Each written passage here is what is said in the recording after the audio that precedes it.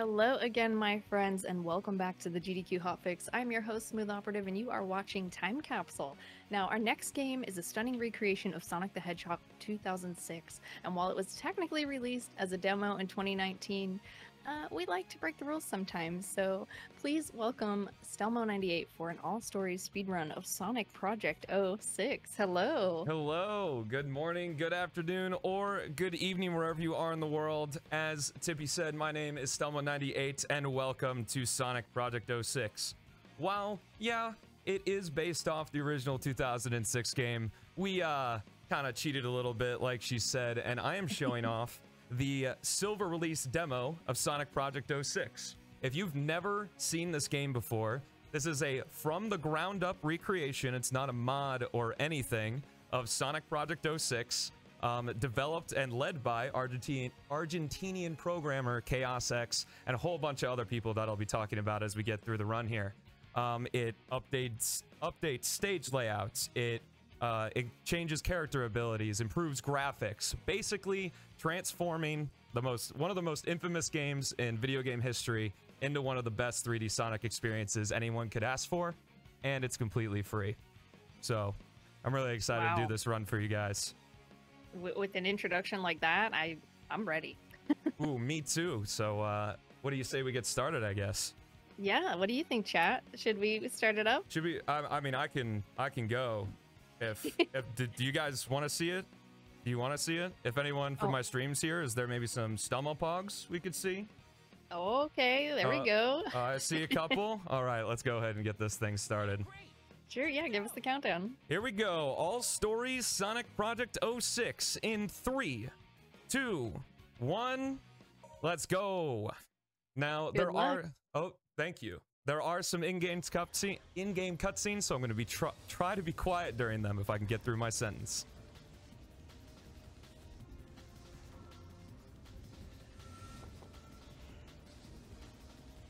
All right, looks like Blaze and Silver are ready, so let's get started ourselves. Starting off in this All Stories speed run, we are beginning in Silver's story.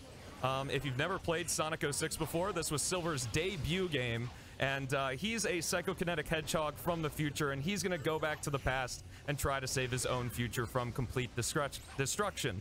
Our opening stage here, Crisis City. We're going to be seeing a whole bunch of crazy stuff with Silver, way too much to go into in just one stage. What you saw me do right there is use this really cool ability called ESP mode, which does a whole bunch of things, but just for right now, I want you to know that it adds a discount to Silver's psychokinesis abilities. One of those psychokinesis abilities that we're going to be seeing a ton is the teleport dash. This is basically, we press A twice and we use up our action gauge, which is the glowy bar in the bottom right, to basically fly as far as we can, as much as that action gauge allows. ESP mode allows us to fly a lot farther, so we're going to be seeing some crazy skips with Silver here. But the fun doesn't stop because Project 06 is an insanely quick game, and we are scooting on over to Blaze here. Blaze is pretty much unchanged from the original game, but we do have one unused ability from Retail 06 put back into our arsenal here, which you just saw as the Crow attack. Even though it looks more like a cat claw, I guess they were just having fun over at Sonic Team when they were naming different attacks for Blaze. So it's called the Crow attack. Doesn't do a whole lot in terms of combat, but it does keep our momentum, which is really nice. Hopping back into some Silver gameplay here. One thing that I do want to note is Silver's Crisis City is the only stage where you start in one section, head to another section, and then go back to the same section you started in. In the game code, the first section for Silver's Crisis City is called Section F1, then we go to Section B, and then we go back to Section F2, which is pretty interesting. Silver obviously was a much slower character back in the original game, so with this new speed, he destroys some of his stages. I don't know, Tippy, can you believe what you're seeing right now? I can't, and I'm actually can't help but laugh at Crisis City, like 100% crisis going on. Yeah, absolutely. And Silver's such a cool character, like, wow. Yeah. What you're seeing right here is one of the most amazing cutscenes. People were going crazy over this when Chaos released the Silver release. It's a tropical jungle cutscene made by Chaos and the awesome Sonic Pox, who's like an animator who's animated stuff for some different Sonic games and a few other projects on their own. And oh my goodness, it's beautiful. There's going to be a lot more where that came from, so definitely stay tuned if you like cool cutscenes in Sonic games. Off in the tropical jungle here, this is a one-section stage, and in fact, we're almost at the end. Again, Silver just absolutely obliterating these stages with his new prowess in Project 06. I guess going a little bit into what Silver can do outside of just jumping and teleport dashing, he is able to use psychokinesis, and if you've ever played a game called Star Wars The Force Unleashed, which I actually think may have also released in 2006, I'm not entirely sure, for the Xbox 360. You can basically think of it like what Starkiller does in that game. We can pick up objects, manipulate them, set them down, throw them, all that kind of stuff. And we're going to be seeing a lot of those physics as we head into Dusty Desert here. One of the most infamous stages from Sonic 06 because of some billiard balls, which I don't know what business they have being in a desert temple, but I don't make the game. What you saw right there is another ability. It's an upgrade for Silver that you can find in the game called the Psychic Knife. It's an upgraded version of a new ability he has in Project 06 called the Psychic Shot, which is just a projectile he can shoot to stun enemies and hit switches and all that kind of stuff. The Psychic Knife just increases the area of effect, and it goes through enemies, kind of like if you played a Metroid game, Samus's Plasma Beam or something like that. Again, hopping into ESP mode here to use that discounted teleport dash to absolutely fly across the stage. Grabbing a capsule in midair there, that's called a gauge up capsule, which refills our action gauge so we can continue flying since Silver doesn't refill his action gauge in the air. And we're going to switch over to Amy Rose. Again, Project 06 just absolutely knocking it out of the park with its characters and how they play. Amy Rose was absolutely the worst character to play in the original game. She was super slow, had terrible attacks, and was just in general really stiff and clunky to play as. Project 06 fixes that almost completely with some brand new character animations, again made by Sonic Pox and ChaosX, to give her adventure moveset plus a double jump. We got a hammer jump, we've got a hammer swing, we've got a spinning hammer attack, and all sorts of stuff. And the main complaint that people have with Amy in Project 06 is her section is just not long enough because she is just too dang fun to play as. And in all that time it took to explain her, it's already over, and unfortunately we're not going to see her for the rest of the game as we switch back over to Silver here. I know. Hello and goodbye. Yeah, essentially, yes. This game is just so dang fast. But as we move on here, we're just destroying some other enemy waves. What I'm doing there is using a move called the Psycho Shock, which stuns enemies in a radius. And then all I'm doing is pressing the RT button to quickly pick up the enemies and put them down, which immediately destroys them. Using another property of ESP mode right there, it creates a giant ESP blast that destroys all the enemies in the surrounding area. That opens the way to the ball puzzle. Dun, dun, dun. Don't worry about it. The ball puzzle is not nearly as egregious as it was in Retail 06. Chaos did an awesome job fixing up the ball's momentum and physics and all that sorts of stuff. And in addition to that, you can actually hold the ball with your psychokinesis to completely stop it in its tracks. So if it goes flying in a bad spot, like it just did right there, you don't got to worry about it one bit and just get it as it swings right around the hole. Right around the hole. There we go. Straight into there, getting us to the goal ring. 3 stages in already. Now, Stelmo, you know so much about this game. Did you play the, I guess the 2006 version, like on release? Like, what is your experience with that game? So with Retail 06, which is what I refer to the original game to as to differentiate the two. Sure, yeah. Is, I played it at the end of 2006 and in 2007, and I thought the game was pretty bad. even when I was younger, it's really easy to see the cracks, even with some rose-tinted glasses on. But me, like a lot of other people, just see the absolute potential that was in Sonic 06, and it takes games like Project 06 to really fully realize that potential that the game had. A lot of people have said and have told Chaos that these are the best incarnations of the characters in 3D ever, even including official media. So that's amazing. That's pretty high praise for a Sonic fan game. Dare I even call this a fan game? This is just a straight up video game. It is so fun. Oh yeah. And the fact that it's free still blows my mind. You can go download it right now if you want, if I've convinced you yet. But I'm guessing a quick Google search can find you the correct place to be to get the game. Absolutely. Just Google Sonic Project 06 ChaosX and you'll be in the right place for sure. If you see any metal music or cool anime trailers, you know you're in the right spot. The lead developer is quite the Dragon Ball fan, which I don't blame him. Very cool series. So amazing. Yep. Moving on into White Acropolis here, talking about it a little bit. We just did a quick first section as Blaze there. Nothing too crazy going on. Just a little bit of stuff. We'll talk about her more in her extra stage because she does have a full-length stage all by her lonesome. I guess talking a little bit about the structure of 06 is that each campaign has 3 characters. You got your main hedgehog, that being Sonic, Shadow, or Silver, and then generally 2 amigo characters. If you've maybe figured out by now, the two amigo characters in Silver's story are Blaze and Amy. You're going to be playing as Blaze a lot more, which is really awesome, but again, just so unfortunate that we only get one small section with Amy. But just zooming on right along here, I'm talking over my own words with how fast we're moving, is we're off into Radical Train. Radical Train is one of Silver's shortest stages. We're just going to be using a lot of teleport dashes here, so if there may be some questions from chat, if anybody's asked anything yet on what's going on, we're just doing ESP mode and then just double tap an A to just fly across this stage right now. I think a lot of people are shocked that this is a fan game that exists because of how impressive it is. And with all the changes, you know, making the characters smoother and everything, I'm wondering, like, do you have a preference in character that you like to, I guess, play as in this version? Every character is so intricate and complex that you can find fun in any of them. It's really hard to pick a favorite because they're all so good. That's fair. It's sort of a lame answer to the question, but I know, but no, that's okay. That's just the truth of it. I have positives to say about every character in this game. Someone was wondering, like, how long you have been playing it. I'm assuming you probably played this 2019 when it came out. I did. I was able to get my hands on Demo 1, which just contains Sonic's Kingdom Valley and Sonic's Wave Ocean, and play it from there. I didn't start speedrunning it, though, until 2021 when the Shadow release came out. It featured all of Sonic and Shadow stages. Pretty appropriate here as we're playing as the Hedgehog right now. Yeah, I've been speedrunning it for about 2 years, and it's just been an absolute blast, and been streaming quite a bit as well, so definitely a fun time to speedrun, as well as being an absolutely insane game casually as well.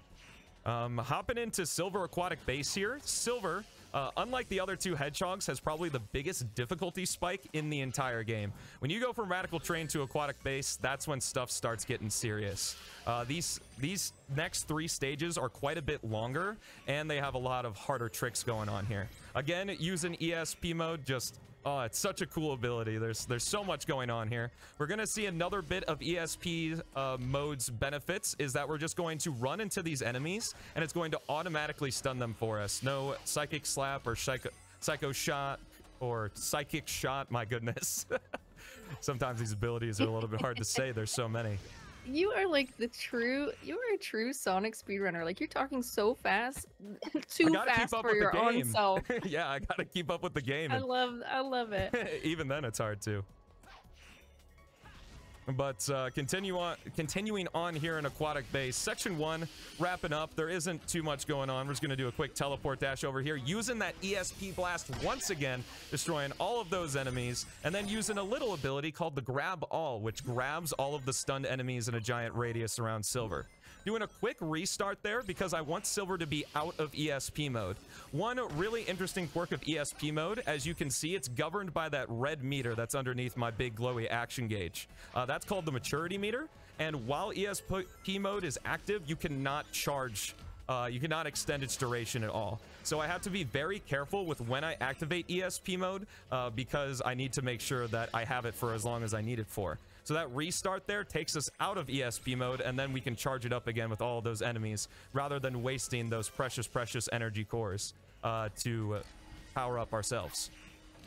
Moving on here, we're just going to hit these 2 magnetic poles. Fun gimmick of Aquatic Base, there are these magnetic poles around the game, around the stage, sorry.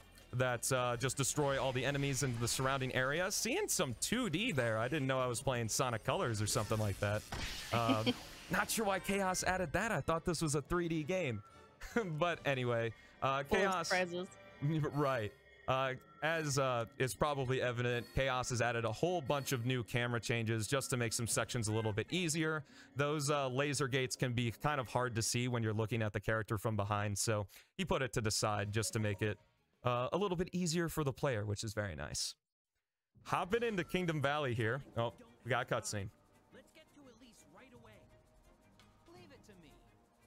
Sonic's so fast after that cutscene, he just vanishes into oblivion. Hopping into Kingdom Valley here, this is Silver's hardest stage and is probably the most punishing stage in the game. The reason for that is with the route we are taking, there are no checkpoints. So if we take a dip in the water there, it is back to the beginning with us, which we definitely don't want to do. And I'm going to be doing a little bit of risky stuff here because unfortunately, it's one of those stages where if you play it safe, you go really slow. If you play it risky, you go really fast. There isn't really much in between here. So we're going to be doing some crazy stuff as we run through with Silver here, using that Psychic Knife again. Destroy all those enemies to get maximum duration on our ESP mode here, as we're about to do a death-defying trick. We have to let our action gauge, glow up all the way there, or grow. Oh my goodness, words. We have to let our action gauge fill up all the way there, because if it is not completely full, we can't make that teleport dash, which is pretty crazy. But grabbing that eagle under 1 minute is a very good time for Kingdom Valley here. Now, don't worry. If Silver's your favorite character, I am not, sending him to his doom. What Chaos did here is he made the trigger to switch to different Amigo characters massive, so we can just kind of chuck Silver into the void there, and then switch over to Sonic as we do his little section in Kingdom Valley. Since Silver was the newcomer in Retail 06, they wanted to throw Sonic and Shadow into his story, just so you could get used to him and stuff. What I'm doing right here with Sonic is called Castle Skip. This isn't the only time we're going to be seeing it, but I know people who watch the streams like throwing their Stelmo Pogs out when we do that. And once again, we're just going to chuck Sonic into the void here and just switch right on over to Silver, telling us that we did a good job. I don't know if sending Sonic the Hedgehog to his doom is necessarily the best thing for a Sonic the Hedgehog game, but it works for us all the same. Finishing up Kingdom Valley here, we're just going to do a couple psychic shots, which is going to destroy this tower. Our ESP mode running out just at the right time for all of those energy cores to collect into Silver, which means we'll have one more activation of ESP mode in order to do this ESP blast as we head on over to the end of Kingdom Valley here. Just one blast, destroying all those enemies, and booyah, we are finished. Only a couple more stages left in Silver's story. Has Sonic been at the end of every result screen? No, he's only. Oh, okay. He's only. Yeah, no, he's only. Silver like, and wait a minute. Silver and Sonic go through Kingdom Valley together. Okay, so, fair. Yeah, just a cool little thing, because in the original game, the other characters that are supposed to be kind of going with the character you're playing as just vanish into thin air. So oh yeah, that's a nice touch then. Oh, there are little details all over Project 06, which is, it just makes it all the cooler. It's like finding little details in your favorite movie or TV show. Chaos definitely shows that he is quite the Sonic fan with this game, and I don't blame him. Sonic games are pretty fun. Moving now, on. does the dev interact with the community a lot? Oh, absolutely. Chaos is actually in my streams quite frequently as he talks about different things he's patching for the game. There's actually a patch for the Silver release coming out pretty soon, where he's going to add a lot of cool new stuff and make some bug fixes and that kind of thing. Because he has very high standards for the game, and I don't blame him. It's definitely paid off. In Flame Core here, you're seeing me do some crazy stuff with some Badnik bouncing. If you've played the original game, you know Silver normally can't spin jump. I know I'm a little late getting to it, but one of the upgrades that Silver can grab in his story, called the Lotus of Resilience, allows him to do the spin jump. And the Badnik bouncing in Project 06 is some of the best Badnik bouncing in the entire series. So you're going to be seeing it a lot more in the other Hedgehog stories as well. Doing a quick ESP blast here, going to destroy all those enemies. Going to do a quick Psychic Knife to take care of that Iblis Lizard there. Then pick up that guy, chuck him into the other one, and now we have ESP mode for the rest of Section 1 of Flame Core. And we're going to get a pretty cool visual shot here as we head to the end of Section 1. Let's see. What else can we talk about? Oh, I know what I want to talk about. So what you're going to see as we enter section 2 of Flame Core here is there are these runes on the ground that you've been seeing me activate with Silver that either make platforms for us or open doors or that type of thing. In Retail 06, because, you know, they didn't have a whole lot of time to finish the game, these runes had a default position. However, Chaos went in and meticulously went, I think there's over like 35 or 40 runes in the game, and oriented them toward what they activate. Again, just one of those small little details that just really set Project 06 apart from a lot of other just Sonic games in general, official or otherwise. Heading off into section 2 here, we're just doing some platforming. Again, because Silver isn't quite as fast as the Hedgehogs we're more familiar with. He doesn't have quite as lengthy of stages and is a lot more platform heavy. They tend to be shorter. He's going to be our shortest speedrun we're going to see today. Right here, I like to call this guy, I call him Bill, because he keeps us company while that door opens, you know, clenches his fist, trying to attack Silver, but unfortunately we are just way too fast for him. Activating ESP mode one more time here as we attack the core of Iblis, which is our big monster that we're trying to defeat that created this ruined future here. What we're going to do is wait for that shockwave to pass, then we're going to stand on this platform and do a teleport dash, ride up the collision of that little stalagmite. I think it's stalagmite there. That gets us to the spring on top of the core and destroys Iblis. Well, Iblis's core anyway. We still have to fight him, but unfortunately in the current release of Project 06, there aren't any boss fights. It's only the stages. That is planned for the next release, I think. But that is our final stage with Silver, and but we're not quite done with this story yet. We do have an extra stage. Each Hedgehog story has an extra stage where you play through a section with one of the amigos, and for Silver, it is Blaze in Wave Ocean. Now, if you're familiar with the original game, you know that Wave Ocean's set at daytime, but like how the beginning of Crisis City was set at night, Wave Ocean looks a little bit nice, so I'll just give you a second to take in the absolute prettiness that this stage embodies.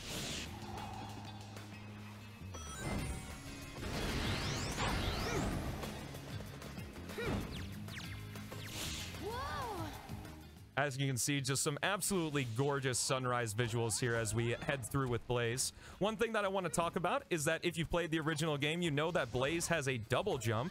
In Project 06, there is a move called the Spinning Claw, which was in Retail 06, but it's not mapped to the same button as some of her other abilities like it was. It has its own separate button, and if you do a Spinning Claw in the air after a double jump, it refreshes your double jump. So that means Blaze has a triple jump, making her an incredibly vertically gifted character, allowing us to do some crazy stuff, especially as we're going to see at the end of Blaze's Wave Ocean here. One cool thing that you're going to see in a couple of the stages is that Chaos actually made a bit of his own custom level design, because some of the stages in Retail 06 definitely were cut a little short, Blaze Wave Ocean being one of them because she is just such a fun character to play as. So normally what we would do in the original game is go left here and hit the goal ring, but we're actually going to go right and go through all of this level design right here, which is some pretty cool stuff. Definitely not bad about playing more Blaze. She's one of my favorite. Oh, looks like we're going to be playing as her a little bit longer. But she's one of my favorite characters in all of Sonic. Just a very cool idea for a character, and who doesn't love fire powers? So gonna take a quick shortcut here, and then we're gonna manipulate some of the terrain, get a slope jump off of jumping against that wall, which allows us to do a Batnik bounce, and which takes us straight to the goal ring, and that's Silver's story. My goodness, I'm like half a sentence ahead of everything I want to say. You really are. Gosh, I'm blown away. Like, I don't know how you're gonna top this. Like, oh man, well, get ready because more... that was the shortest one. Yeah. Okay. Well, I'm ready for. We're doing Sonic next. Yep, Sonic's up next. I should have said in the beginning we're going Silver, Sonic, Shadow. Okay. The easiest way to explain things, and Silver's, you know, the newcomer here, so I figured we want to show him off first. Heading into Sonic's campaign, there is a lot to talk about with this guy. If you played Sonic Adventure 1 and Sonic Adventure 2, you're really going to like his moveset, because instead of having basically no physics or momentum like in the original game, Chaos meticulously went and studied the Sonic Adventure 1 and Adventure 2 code to sort of recreate the Sonic Adventure physics in Sonic Project 06, which make these levels insanely fun to play because that, regarded by many, including myself, is some of the best 3D Sonic has ever controlled. So we're going to see the bounce attack in full force here. We're going to be seeing homing attacking, spam dashing, all that kind of stuff. But additionally, we have these 8 custom abilities that are only in Sonic 06 and by extension Project 06 called the gems. Each one augments Sonic's abilities in a different way. You saw the blue gem as we were going through Wave Ocean there. That's the one we're going to be seeing the most. In addition to the purple gem, which is a gem that grants us the ability to have extra jumps, we're going to be using those 2 the most. But additionally, as you've already seen, there's a gem called the Rainbow Gem. It was an unused ability in Retail 06. They didn't have time to fully integrate it. So Chaos fully integrated a fully playable Super Sonic into Project 06. So if you like Super Sonic, I'd say you're going to like Sonic's campaign. Unfortunately, Super Sonic, to kind of balance him out a little bit, he did not allow you to switch to other gems while you have the Rainbow Gem and Super Sonic active. So what we do instead is we wait until we get to one of these mock speed sections, which control infinitely better than they did in the original game. You have full 3D, you have full mid-air movement, you have full ground movement. There are a couple of abilities that you're not going to see me use, hopefully, that allow you to slow Sonic down in case he's going too fast for you. But the great thing is that Super Sonic, if you are Super Sonic before you enter a mock speed section, you get to do the mock speed section with Super Sonic, and he is insanely fast compared to his base form. So hopefully I've showcased that well in Wave Ocean's mock speed section here. We got 3 more of these, so we're going to be seeing this golden boy quite a bit, at least hopefully. You do have to have 50 rings in order to transform into him, so if I maybe take a pot shot before we get to a mock speed section, we might not see him, but hopefully, if everything goes well, we'll be able to see him quite a bit throughout this story, and that completes Wave Ocean. So shiny. Oh yeah. We're going to be seeing a lot of we're going to be seeing every single gem in this speedrun. I have designated at least 1 spot for each one. But if anybody has some questions or if anything you want to comment on SmoothOperative, if you'd like to, this is a great time to do it. This is one of the princess stages where basically we're playing as a Nerf Sonic. All we can do is use the anti-grav slide, really, which, contrary to its name, allows us to actually be affected by gravity. Like, we move faster when we go down slopes. But anyway, I'll turn it over to you if anyone has any questions or anything. Sure, yeah. Well, chat, if you do have any questions, feel free to weigh in. I'm kind of curious, Stelmo, like, what are some of the games that got you into speedrunning as a hobby? Sonic Project 06. Oh, is this your first speed game? Technically, no. I did play Super Metroid. I am I'm not afraid to shill. I'm a huge Oats and Goats fan. I have seen him. I know he's well known around the speedrunning community, especially GDQ stuff. I've been watching him since forever, and my first GDQ run that I saw was in 2013, which was him and I think Sweetnum doing a Super Metroid race, and I started speedrunning Super Metroid. But in terms of serious speedrunning, Project 06 is basically the only game I play. Nice. Yeah. So I don't have to ask what viewer could expect from a Stelmo stream. I'm assuming this is the bulk of it. This is what you get, with maybe a few more memes and puns thrown in there as well. Sure, yeah. Like one, I'm sure there's a bit of a copy pasta that my chat likes to do when we get into White Acropolis here, so I'll let them take care of that and save you all the spiel on that one. But moving on to another gameplay style. They just really threw Sonic in basically every single scenario. This is the 4th and final gameplay style he has in Project 06. This is Snowboard Sonic. Works very similarly to the Sonic Adventure 2 Snowboard, except that because of the terrain, fun fact, White Acropolis Section A here is actually terrain that was outsourced. Sonic Team did not create this.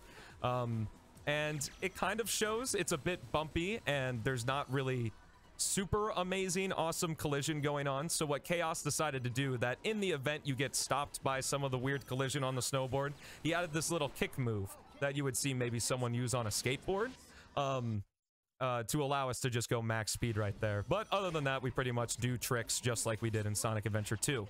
Now, I am going to continue my rant here in Section 2 of White Acropolis because you're going to see a fun little trick I like to call phasing through walls. Obviously, nothing's ever named that before. We're just going to hug this laser gate and then homing attack the enemy across from it. A little bit of an oversight in the silver release because the homing attack range was increased for Sonic and Shadow in this demo, is the homing attack ignores collision. So if you can see an enemy on the other side through a semi-permeate surface like those laser gates, you're able to homing attack to the other side of it, which is what we did there, completely skipping Tails' section. But don't worry, he's got a full-length stage we'll be seeing at the end of Sonic's campaign here. So if you're a big fan of Tails like I am, don't worry, we got you covered.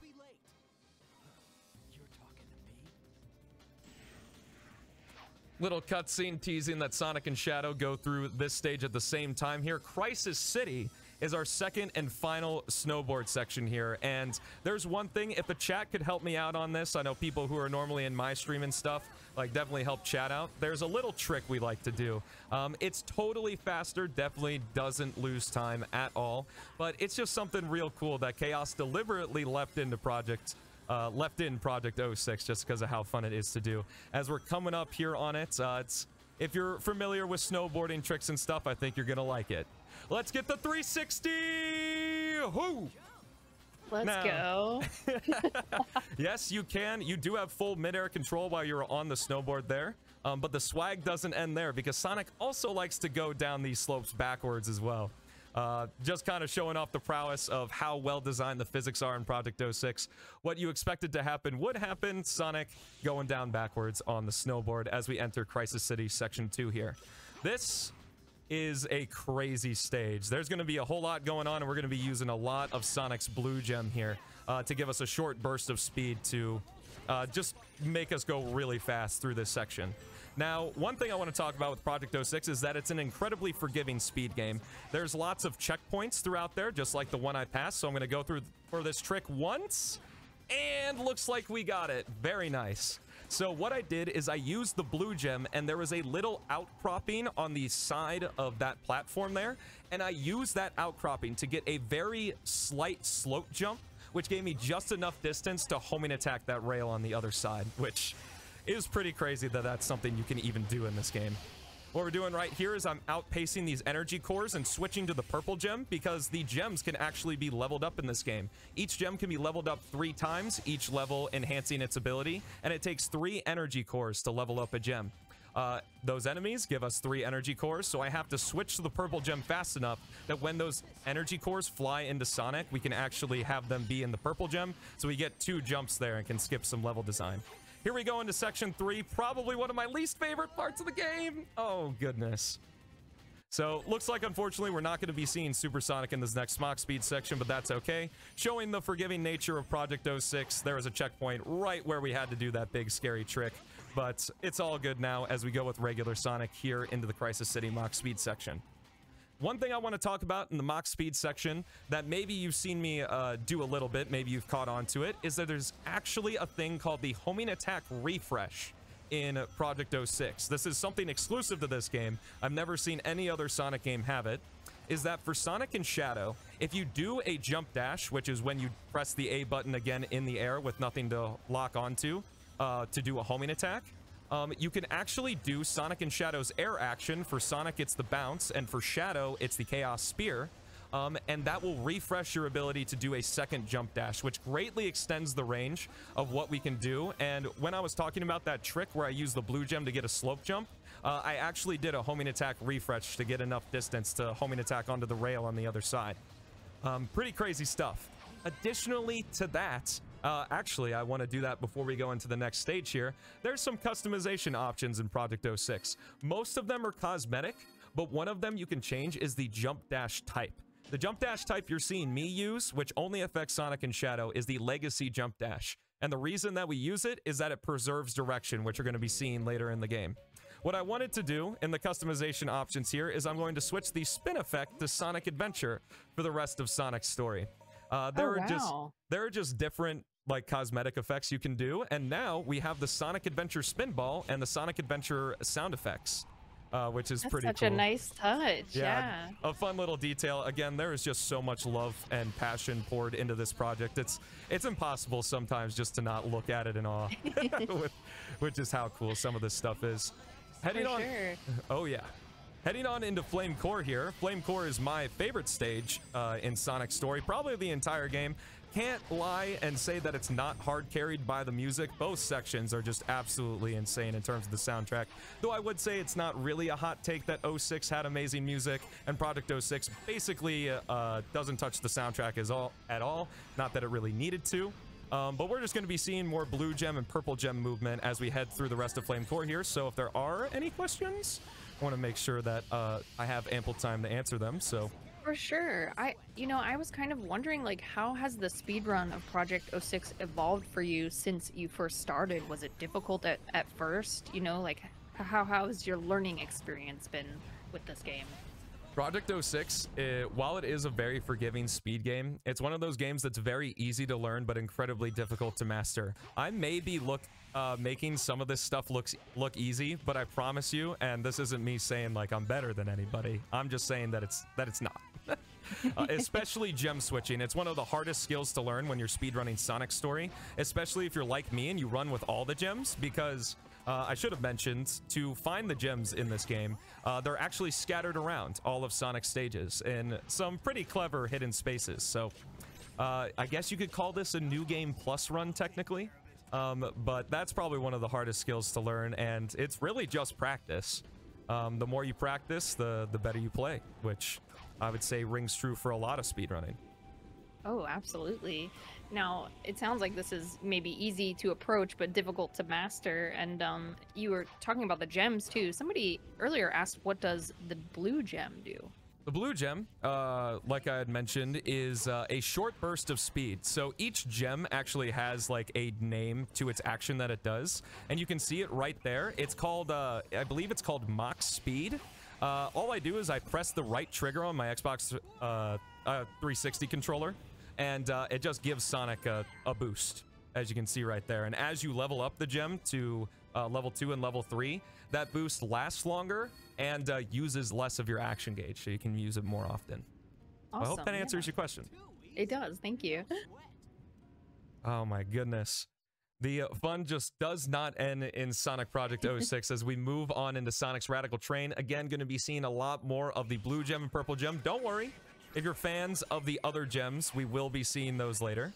One of the gems that I do want to highlight, as I just mentioned, they all have different like custom names to each of the actions they grant Sonic. And I have to make special mention to the Sky Gem because the move that you get for the Sky Gem is called the Gun Drive, which I think is just a really cool name. Even though it really doesn't describe what the Sky Gem does at all, it's basically like an Ender Pearl from Minecraft, except you get to keep the momentum that you get between the travel points, which is kind of interesting. I will be showing off the Sky Gem a little bit later as well, if you're more curious, if that explanation didn't quite do it for you. But I don't know. I think it's a pretty cool name. Thankfully, being able to actually play as Super Sonic in this next Mach Speed section here. Another thing that is pretty, I would say very ChaosX in design is that Super Sonic, like Silver when you go into ESP mode, actually has an area of effect blast. So what I did right there is I transformed into Super Sonic in a very specific spot in order to destroy those enemies with the blast and open that cage that activated the switch immediately. Here we go. I don't know what Eggman put in this train to be able to outrun a Mach Speed light dashing Super Sonic. Because I should say the light dash is in this game, and in Mach Speed sections, it's the fastest form of movement. But he outruns this guy somehow, and I have no idea how that's even possible. That blows me away, like 100%. I don't get it. But one thing I want to make mention, again, just another really cool detail. If you played Sonic Adventure 1, in the final boss fight, Tikal, who's one of the characters in that game, mentions that when Super Sonic is moving fast enough, he turns into a lightning bolt, and that was represented by blue aura. When you're light dashing with Super Sonic in the Mach Speed sections, he has a blue aura wrapped around him, turning into a lightning bolt, in quotes, I would say. Next stage here, Tropical Jungle, another Sonic and the Princess stage. One thing I do want to talk about with these stages is that I think they're the most underutilized in the game. Sonic 06, for its many faults, one of them wasn't Sonic's level design in his stages specifically. And Tropical Jungle and Dusty Desert that we went through earlier are both proof of that. There's so many multiple pathways. There's high routes, bottom routes, left route, right route, all different ways you can approach these sections. But it stumbles just a bit because we're playing as Sonic and the Princess, and it would have been so much more fun to be able to use all of Sonic's abilities in these stages, but we can take what we can get as these stages are still fun to run through. We do have one more section of Tropical Jungle, so if there are any other questions, SmoothOperative, I'll throw it over to you. Yeah, you know, we brought up the Mortal Kombat movies earlier in the show for Armageddon, and I'm kind of curious, like, did you see the Sonic movies that came out, you know, the past couple of years? What your opinions are of those? I didn't see the Sonic movies, and I quite enjoyed them. I would definitely say Sonic 2 is better than Sonic 1. You know, kind of the normal first movie gets the franchise off the ground, whereas the sequel kind of runs away, you know, with all the elements and fan service and all that type of stuff. I would definitely say if you're interested in Sonic the Hedgehog as a character game series at all, ooh, taking a little death there, but nothing too bad. Yeah, no worries. I did see both Sonic movies, and I enjoyed them quite a bit. Chat, what do you think of the movies? What was your favorite moment from either movie? It's gonna sound really silly, but there's a moment in the first movie where, like, I don't know, Sonic blows up or like runs into something, and James Marsden's character is just like, Sonic. What are you doing, man? That's my wildly specific moment that I like from the first movie. Oh, I get you for sure. That's awesome.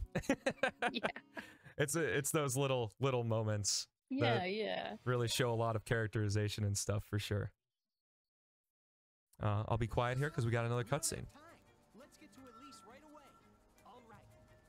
Showing again, we got Silver and Sonic working together in Kingdom Valley. Probably the poster stage for Sonic 06.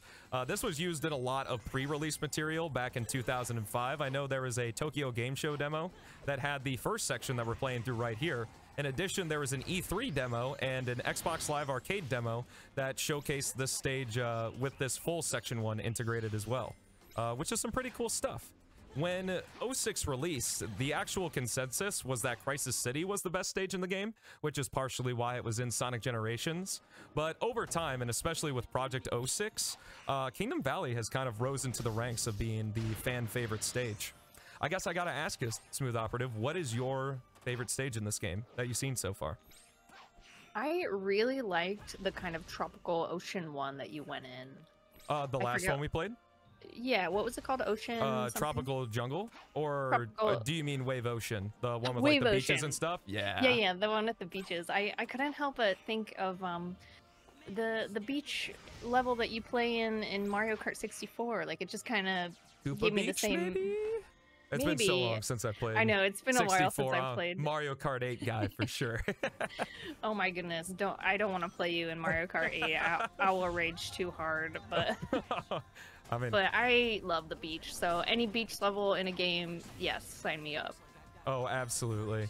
Beach levels are great, and especially in Project 06, we saw in Blaze's Wave Ocean that we got to play it as sunrise. In Sonic's Wave Ocean, we got to play it at daytime.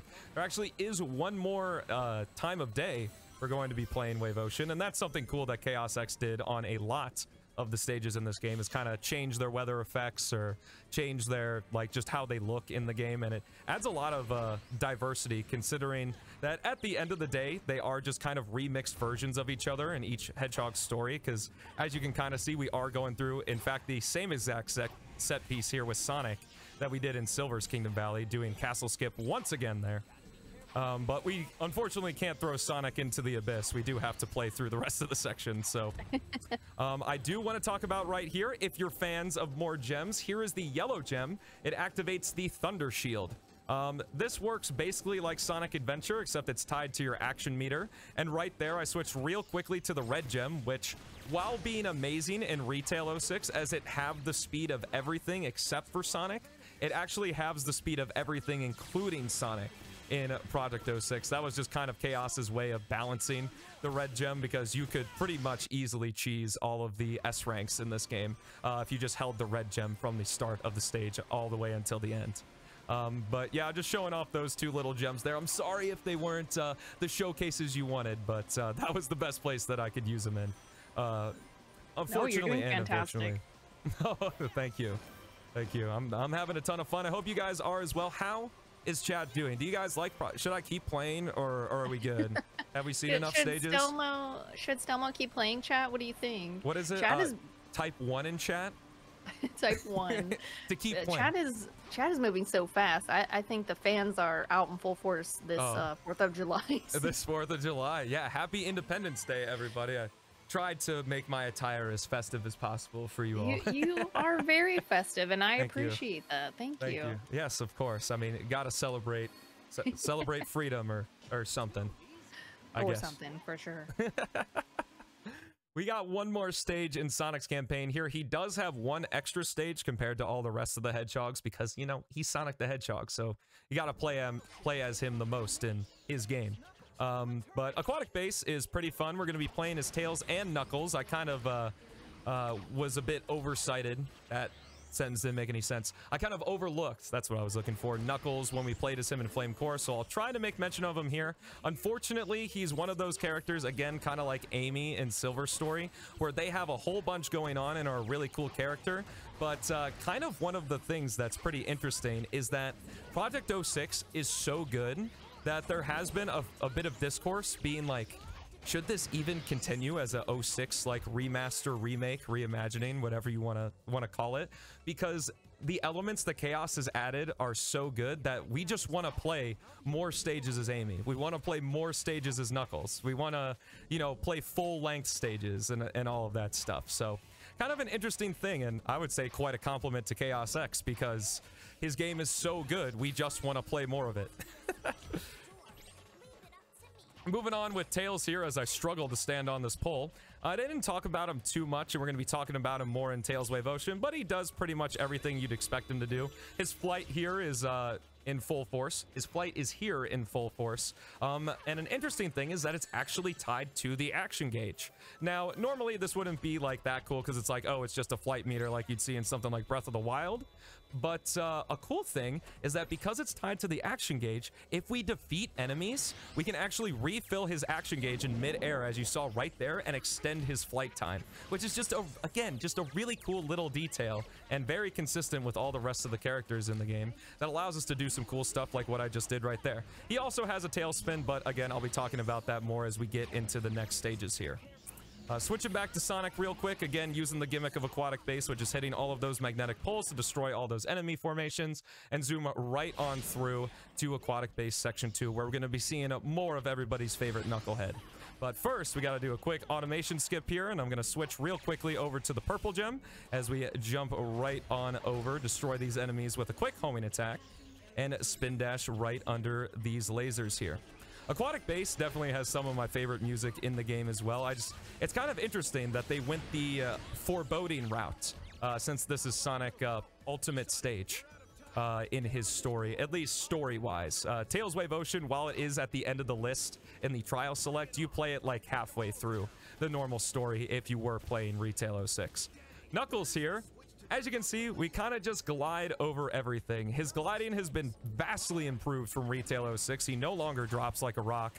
And he actually has some really cool moves associated with him, like like he's got different punch and kick, or not kick combos, but different punch combos. So if you liked Mortal Kombat, Knuckles having a little bit of that fighting game spirit in his character. Additionally, he has the drill drive from Sonic Adventure 2, and he's got a move called the Screwdriver, which is kind of like the maximum heat Knuckles attack. Right there, you just saw me use our second to last gem, the green gem, which is a area of effect tornado attack. I used an earlier enemy encounter to level it up to level 3 there, so that way I could use it to defeat those enemies really quickly. Finally, I used the white gem, which activates the homing smash, which for all intents and purposes is just a stronger homing attack, able to make quick work of those beefier enemies that were guarding that door. But that's Aquatic Base, finishing off the last we'll actually see of Sonic here. Unless chat's loving it, there is some extra stuff, but, you know, don't want to assume anything. Maybe they're not having fun, but I don't know about that. If what you're saying is true, Smooth Operative. I can't see him. But I see y'all. if you're having fun, what is it? Type 1? I think I already used that joke. You did, but we'll allow it. Anyway, moving on here into Tails Wave Ocean. Tails Wave Ocean is a stage. It's probably one of the more lackluster ending stages for a story. Again, just because we love Sonic Project 06 so dang much, we wanted to include these extra Amigo stages into the speedrun. So naturally, because it's fastest to go from the top of the list to the bottom of the list in terms of menuing, we do this stage last, which is kind of interesting because it's a fairly easy stage to get through, unlike Blaze's Wave Ocean, where you actually can have some difficulty, especially with the new level design that Chaos added in that stage. Tails can kind of just fly over everything, so this is more of the kind of reflecting on the rest of your run, seeing how well you did, you know, where you messed up, and where you can kind of recoup before you start your next attempt. But talking a little bit about Tails' abilities here before he's off screen forever, is he does have the tail swipe and the rhythm badge from Sonic Adventure 1, which is pretty cool to see it again in another game here. Additionally, unique again to Project 06 is an air tail swipe attack. It's really cool, and you saw me use it in Aquatic Base to defeat an aerial enemy and keep my flight going. But additionally, he has these dummy ring bombs, which were in Sonic Heroes and in Retail 06. They're basically just big bombs that explode into a bunch of rings that damage enemies. But that was Tails Wave Ocean, and finishing off Sonic's story with a nice little bow with my personal favorite character in the series. How'd you guys like Sonic's story? Was it good? It was good, and I stand by what I said about Wave Ocean. It's the best. It is the best, and I think you'll be excited in Shadow's story because there's a little bit of a surprise in his Wave Ocean as well. All right, Moving let's go. on with Shadow. Think of Shadow as a more combat-centric Sonic, but don't take that as he is a slower character. Oh, no, no. We're going to be seeing some crazy fast speed with Shadow. Starting off here in White Acropolis, you can see he does have the spin dash just like Sonic does. And we can just zoom right on down this slope using physics to our advantage here as we fly off these slopes. We're going to jump up and hit that switch, and then we're going to use a unique ability to him called the Tornado Kick. This ability in Retail 06 was only able to be used while stationary, but it did do a lot of damage. Chaos said nuts to that. We're going to let you use the Tornado Kick on the move, and it is basically the answer to every combat encounter Shadow has. So you're going to be seeing me use that Tornado Kick quite a bit, and it is incredibly fun to pull off well. Moving on over to Rouge here. She can glide just like Knuckles, and she has all of her martial art combos as well, but I'm going to be quiet for this cutscene because it's pretty cool. It's a request of the President. I didn't know that you were the agent who failed to infiltrate the location. Come on, don't underestimate Rouge the Bat. I got in successfully and got the treasure too. I was only a little slow getting at it. All right, there we go. Using a little bit of unused dialogue from the original game. There are a whole lot of unused lines that are sprinkled around Project 06, but that's the main one, just kind of showing Shadow and Rouge being a little bit of friendly, or I guess rival-ish friends. Because they're not necessarily rivals, they're definitely a team, but, you know, just being a little snarky towards each other, and I think it adds a lot of character. Since we don't have the 06 cutscenes in this game, but it's pretty cool stuff. Moving on here, in his final section of White Acropolis, we have to destroy all 5 of these searchlights, which we can do by using the homing attack to climb up the base of the searchlight, and then destroying it either with a Chaos Spear or with the homing attack. Real quickly, after this stage, what I'm going to do, like I switched the jump ball type between Silver and Sonic's story to the adventure type, there's actually an Adventure 2 spin ball as well. And since Shadow debuted in Sonic Adventure 2, I figured he would be the most appropriate to use it in.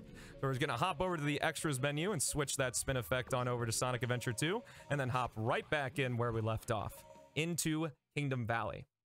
Now, one of the things that is a gimmick for Shadow's story is that he can be in 4 different vehicles. In the speedrun, we're only going to be seeing 3 of those 4 vehicles, but one of them is the hang glider. These hang glider sections are basically you don't even have to hold forward. It just flies forward by itself, and double tap A every 3 seconds. So chat, if you could help me out the next time we see that hang glider section, if you all could count to 3 for me, just so I remember when to boost with Shadow, that would be much appreciated. Moving on into section 2 here with Rouge the Bat, we are going to do some treasure hunting.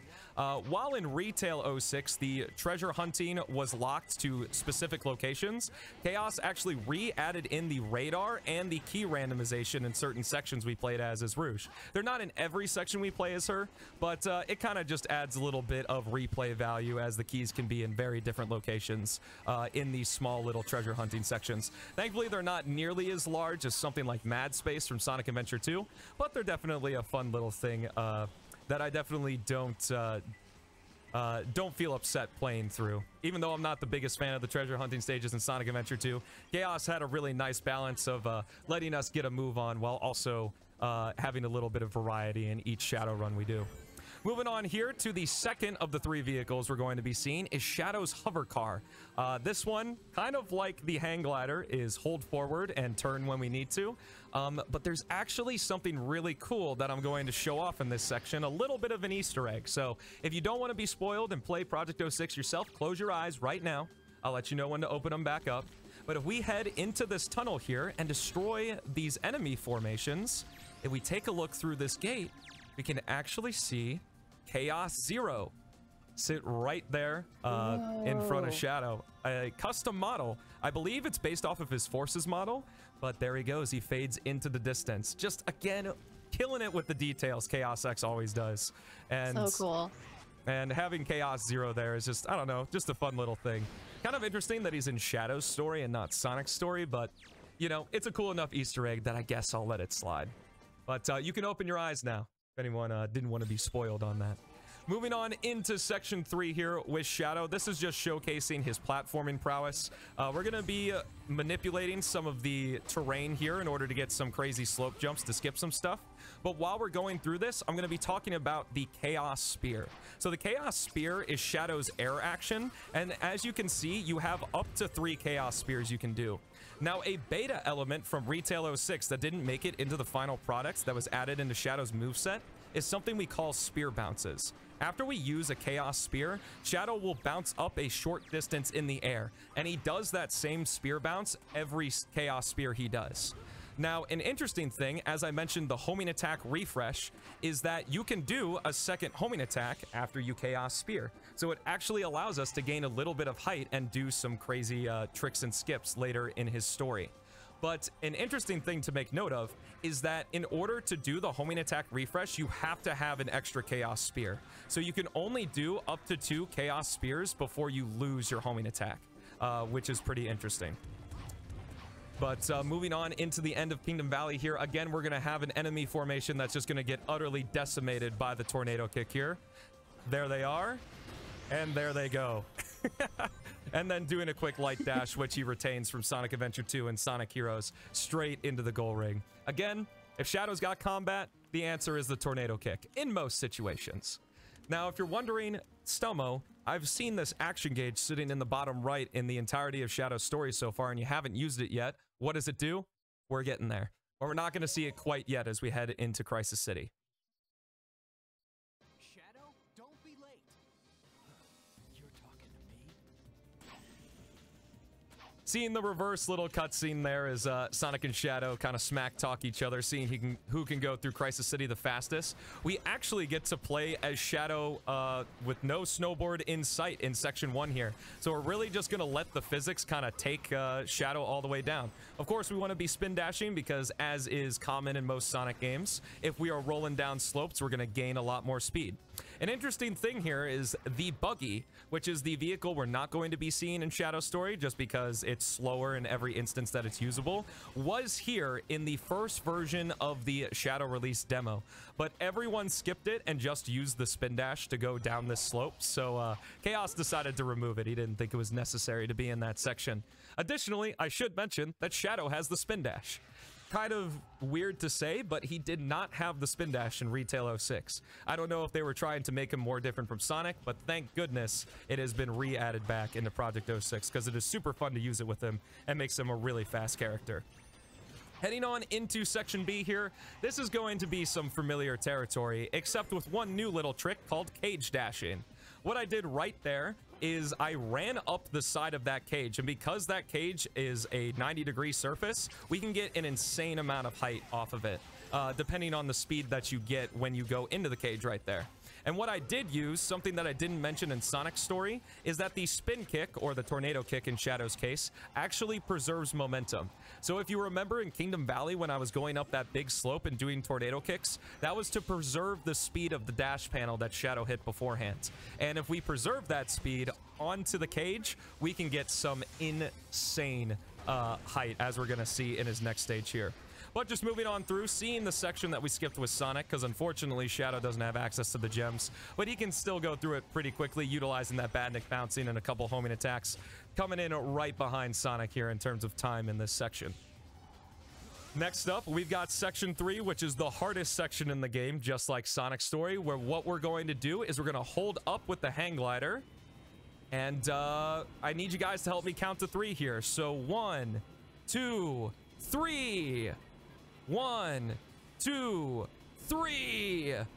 1, 2, 3. One more. 1, 2, 3. Yeah, you can kind of fly above that entire section. The kill plane isn't low enough to actually end Shadow's game there. So yeah. Wow. Very nice. Yeah, it's the flight simulator, quite literally. Just don't hold anything and press A every 3 seconds. But moving on here, we're actually seeing a bit of a different section, not a Mach speed section for Shadow. This is the entirety of Section F of Crisis City. I'm a little late to explaining this. Also, we got hit by a truck that comes out of the tornado sometimes. That's called Troll Truck. A little bit dangerous if you don't have any rings, but thankfully we did. So nothing too much to worry about there. But I completely forgot. Oh, Section F. In Sonic 06, each section of the stage is labeled by what stage they are by an acronym. So for Crisis City, its acronym is CSC, and then the sections are labeled in alphabetical order. So Crisis City actually has 5 sections. One of them is unused, A, B, C, D, E, and F. That's 6, actually. But there's 5 that are used in the game. And this is the entirety of Section F, rather than it being broken apart, kind of like Silver's story here. But that finishes up Crisis City. Moving on next into Flame Core, and we're going to stay in some pretty familiar territory if you guys remember from Sonic's story here. Flame Core is pretty much identical in structure to Sonic's story, except we're going to be seeing Shadow's Chaos Boost ability, which is his unique ability that uses the action gauge in the bottom right of the screen there. But firstly, what we got to do is we're going to be setting up another cage dash. As we jump over here, we're going to spin dash, do a spin kick, and gain a huge amount of height as we completely bypass that enemy formation, and then hit that gauge up capsule, which completely fills our action gauge to maximum and activates Chaos Boost. Chaos Boost, like many other things in Project 06, has 3 levels. In Flame Core, we're only going to be seeing level 1, which is Chaos Snap here. What it does is it basically changes Shadow's homing attack and turns it into a teleportation between enemies if we just hold the A button.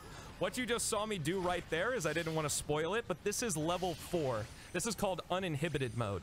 If you remember the ending cutscene of Shadow's story in Retail 06, Shadow took off his inhibitor rings and unleashed his ultimate power against his villain, which is Mephiles.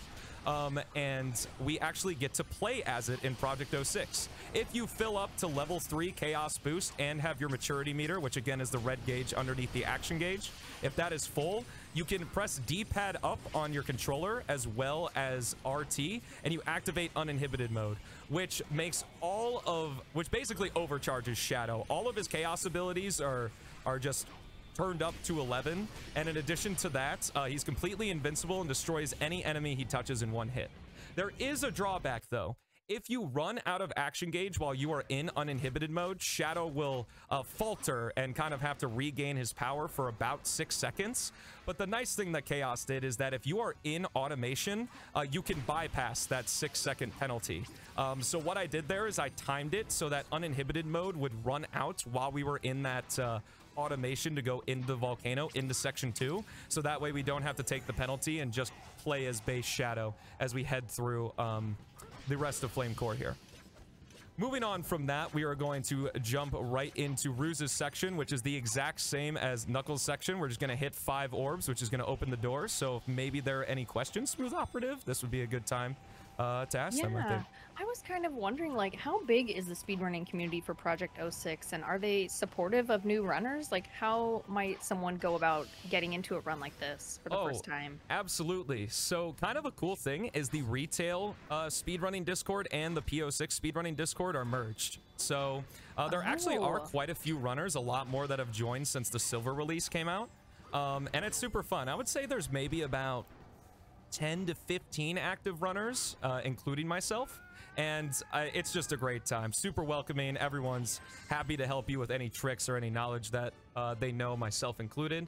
So if you're interested in joining the speedrunning community, highly recommend joining the PO6 one. It is a whole lot of fun.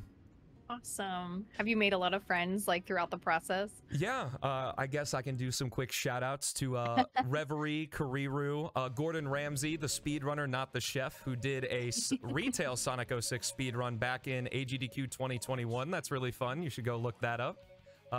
As well as Philip is Cold. They're kind of like the entire moderation team. But there's also other awesome runners like Hampter and 7 Chaos and Mayonnaise in the Toilet, which is a super funny username. But yeah. Anyway, hopping on into Radical Train here. What you saw me do in the menu before I entered the stage is I did something called disabling camera volumes. What that does is that 99% of the time, that is going to force the camera behind the character you're playing as, rather than having all these like cinematic camera events. That's useful here in Radical Train, as it makes these sections a lot easier. Holding the Chaos Spear there, so we're gonna hit that enemy. Thankfully, Shadow can... Oh, dang.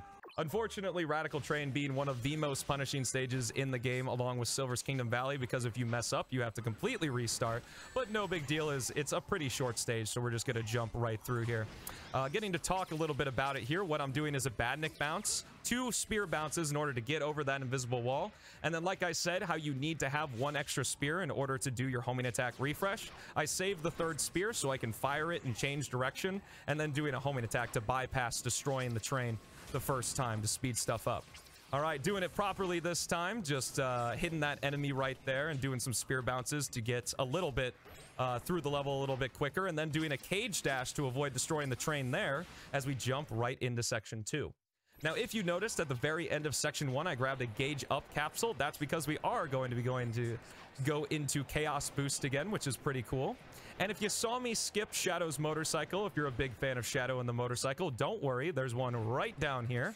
And what we're going to do is we're going to activate Chaos Boost before we go into the motorcycle. What that does, if you're in Chaos Boost in a vehicle, all of Shadow's vehicles have some sort of weapon attached to them, this being just a machine gun. And if you're in Chaos Boost, as a little nod to the game Shadow the Hedgehog that was released on the GameCube and I believe Xbox, it might have been just a GameCube game in 2005. While you're in Chaos Boost, you have infinite ammo, which allows us to destroy the train really fast there and complete Radical Train in under 1:20, which is pretty sweet stuff. But that's going to be it for disabling the camera volume. So if you're a fan of the cinematic camera angles that Chaos put into the game, I'm going to be turning them back on for the remainder of the run. Whoops, I think I accidentally turned off the cutscenes. Don't want to turn those off. Those are cool. But anyway, we've just got a few stages left in this run, this one being Aquatic Base. Like I said, the Tornado Kick is usually the answer to all of Shadow's combat, unless we're using uninhibited mode, and that's no truer anywhere other than here. You're going to be seeing me mashing the B button and basically obliterating all of these worms with Shadow's sick breakdancing moves as we just melt the health bars. These purple worms here, I should mention in Project 06, there are 3 different classes of enemies. There are the Eggman robots, which have all their own different varieties. There's the Iblis goons, which are the red enemies, and then the Mephiles goons, which are the purple enemies. The Mephiles goons are essentially souped up versions of the Iblis enemies, since story-wise, they're supposed to be kind of the same creature, just set in, put in 2 different halves. And what Mephiles did is he enchanted some of Iblis's goons with some whatever magic he has. It's not really explained in the story. But those worms, those purple worms, have the largest health bars of any enemy in the game. And you can see with the Tornado Kick, we just melted them. Hopping into Chaos Boost here with Shadow, we're going to be seeing a few more of his abilities here. We're going to go to level 2 right here and use his Chaos Lance, which is a souped up version of the Chaos Spear, and just obliterate all of these enemies in one hit. Going to be using a combination of Tornado Kick and Chaos Lance right there. Now, when you level up Chaos Boost, of course, you have the abilities of the level prior, so even though we're in level 2 Chaos Boost, we still have access to Chaos Snap should we need it. Now, what we're going to do, I do have the ability to go into uninhibited mode here, but I don't want to, because as you level up Chaos Boost, the action gauge drains faster. So I'm actually going to hold level 3 Chaos Boost here for the very reason that I'm going to be activating uninhibited mode a little bit later as we head through the stage here. Just doing some quick spin dashes through this hallway, and then what I'm going to do is use the final ability, Chaos Blast, which has been souped up from the original game, obliterating that entire wave of enemies right there. Super fun to use, and probably the only real use of Chaos Boost in or of Chaos Blast in the speedrun, as it is does have quite a long animation, but when there are a lot of aerial enemies that the Tornado Kick can't take care of, we like to use Chaos Blast. Entering uninhibited mode here to completely decimate that final enemy room, and we get this cool little pose with Shadow in his uninhibited form in the results screen, which is pretty neat. I guess with a feature from a box. Oh, there it goes. Oh my goodness. Again, Shadow, the combat focused character. Doesn't mean he's slow. He's really fun to play as. Additionally to that, something that I didn't talk about in Silver and Shadow's aquatic base, in the story, they are sent to the past. And what happens is that in the past, they see Solaris, which is the entity that is broken in two into both Iblis and Mephiles. And Shadow is chasing Mephiles in aquatic base, while Silver is chasing Iblis. And that's actually represented in the lighting of the stage. If you go back, or if you download Project 06 yourself, and you see, and you go into aquatic base and look at them side by side, Silver's aquatic base has an orange hue to represent Iblis, and then Shadow's aquatic base has a purple hue to represent Mephiles. Again, the details, killer stuff, Chaos, you nailed it, man. But our final 1, 2, 3 hang glider section here, that is almost the last time we're going to be seeing Shadow's vehicles, the last time we're going to see the hang glider, and now we get to play as everyone's favorite Eggman Annihilator here, Omega. E123 Omega, to be exact. He was the most broken character in Retail 06 because there was no limits on his hover ability, and if you feathered the A button with his hover ability in Retail 06, you would not lose altitude, so you could literally just fly over any stage you played as him. A lot more balanced here, and in my opinion, a lot more fun to play as in Project 06, because he's gotten his melee attack, or he has regained his melee attack from Sonic Heroes, so if you press the X button 3 times, you can do a 3-hit combo. Seeing Omega charge up his turrets there to try to destroy Mephiles. As Shadow, we're going to try to race to him to give him some backup. Again, using the Tornado Kick right here to completely decimate those Mephiles Titans. I think they're called like Chaos Titans is what they're called in the code, but in terms of practicality, they're called Chaos Titans, or Mephiles Titans, I should say. The purple guys, that's what they are. The purple guys, it's fine, for sure. Yeah. Again, the Tornado Kick just absolutely decimating them. And just doing a little bit of platforming here in the end of Wave Ocean. And I wanted to say, Smooth Operative, here you go. Shadow's Wave Ocean is set at sunset. I hope it looks as beautiful as I hyped it up to be. I'm a personal fan of... Oh, sorry, go ahead. I said it does. It looks beautiful. Yeah, I'm a personal fan of the sunrise myself, but I gotta say that the sunset looks quite beautiful as well. If you saw right there, like how we had a named purple guy back in Silver's story, I called him Bill. His cousin Dave was standing on that island right there. We decided to name him in chat because we use him to badnik bounce and skip a little bit of automation. In our final hover car section here, we're just going to run right into the goal ring, and if I hit it just right, dang, we didn't see it. If you hit the goal ring just right with the hover car, you can actually see it in the results screen. It'll just like ram itself right into Shadow. Oh my gosh. Which is I can imagine. It's pretty funny. In earlier releases, the hover car used to still go, so it would like just run in circles around the results screen, but Chaos decided that was a little bit too much fun for the hover car to have, so That's pretty good. But hopping into Dusty Desert, our final full-length stage in this All Stories speedrun. I can't believe we're almost done. But we're using the hover car one more time. Thank goodness for ChaosX on this one. Normally what you're supposed to do is you're supposed to go through a bunch of pillars around all of the open section of Dusty Desert, and that lets you into the temple here, which is section B that we saw with Silver.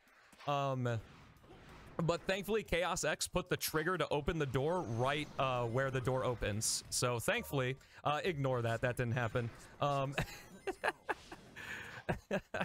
Thankfully, we're able to just go straight to the door and not have to go around. That didn't happen either. My goodness, can you tell it's the end of the run? Ugh. I was gonna ask, how are you feeling now that you're closing in on the end of this run? I am feeling fantastic. It's definitely not 80 degrees in here, and I am not sweating my butt off as I finish up Project 06, but regardless, we're doing a quick tornado kick here. Again, if there's a combat encounter on the ground, the solution is the tornado kick for Shadow. And we're just gonna jump right through this hallway here and then see more of E123 Omega. I didn't get to quite finish his moveset.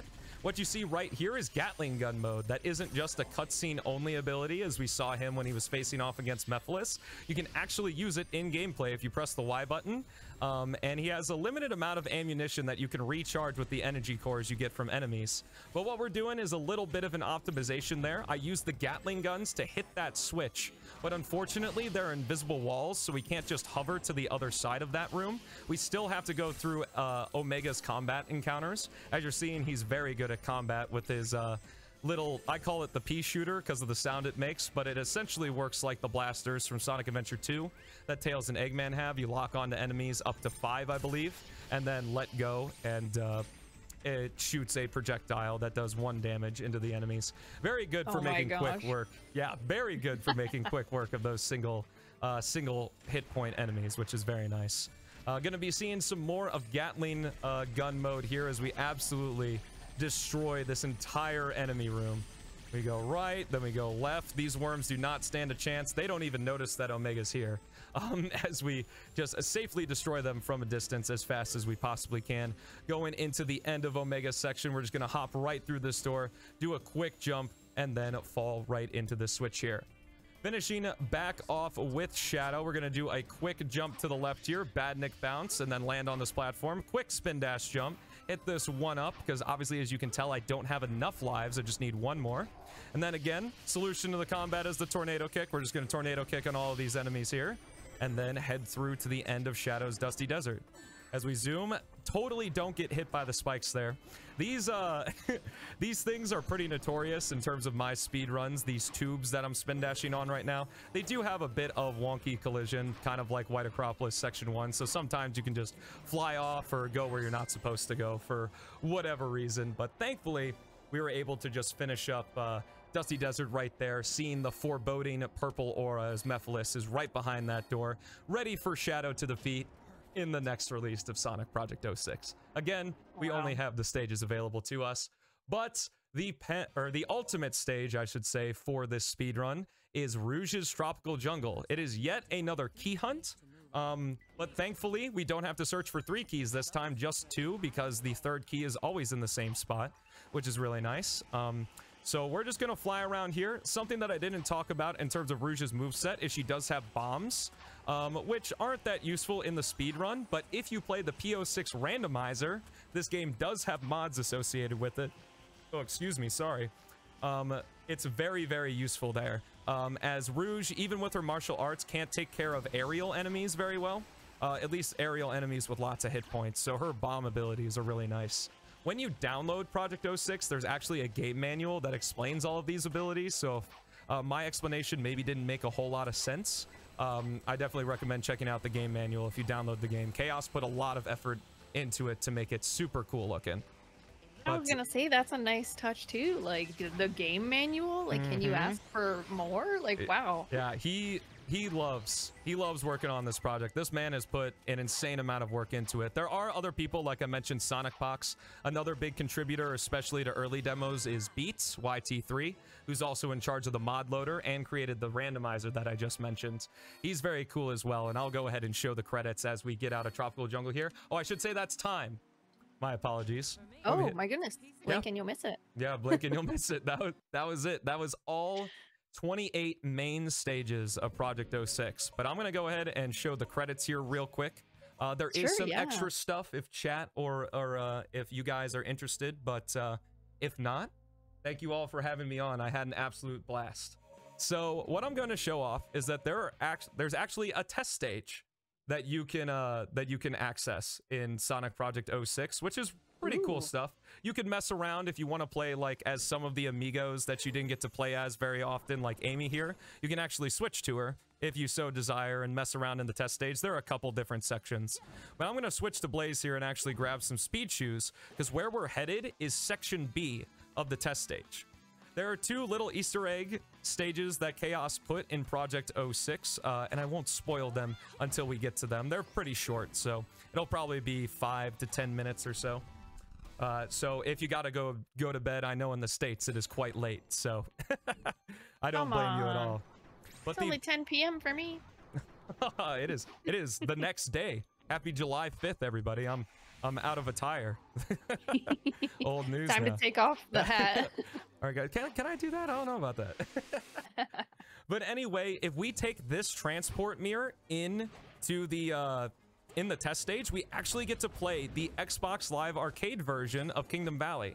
So I mentioned during the run that both that there was an Xbox Live Arcade version of Kingdom Valley. There also was an E3 version of Kingdom Valley, but it was pretty much the same as this one, so there was no reason to add both into the game. Additionally, there is an E3 stage that we get to play as well with a different character. So if you guys want to see that as well, I'm happy to show that off. But we're just going to end off real quick right here.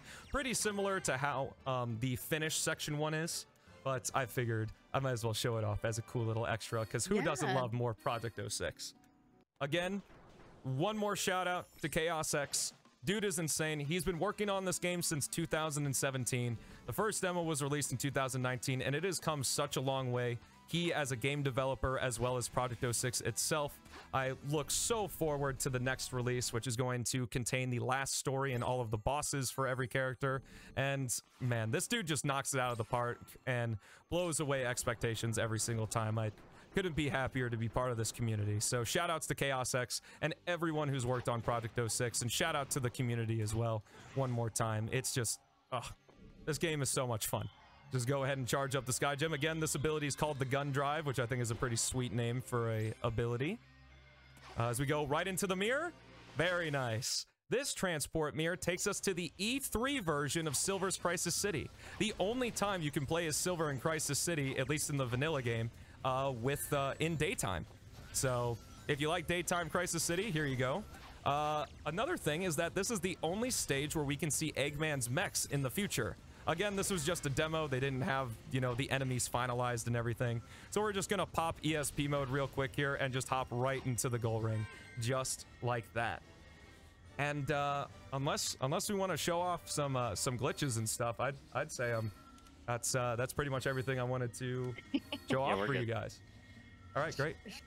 Sure, Stelmo. Yeah. Well, it sounds like you. Wait, Richard, did you say something? We can stop now. Oh, okay. You know what? I was gonna ask you, Stelmo, if you had a streaming schedule, like where and when can our viewers expect you? Yeah, absolutely. I am live every Monday through Friday at 9 a.m. CST over on my Twitch channel, twitch.tv/Stelmo98. So 9 hours from now, I will be live. So wherever you are in the world, it doesn't matter. So if you like Project 06, you like my goofy self, that's what I'm doing pretty much every single day. I will say I won't be streaming on Friday because I am going to the Taylor Swift concert, but normally it's every Monday through Friday. So I hope you guys enjoyed. Really, it was a blast doing this.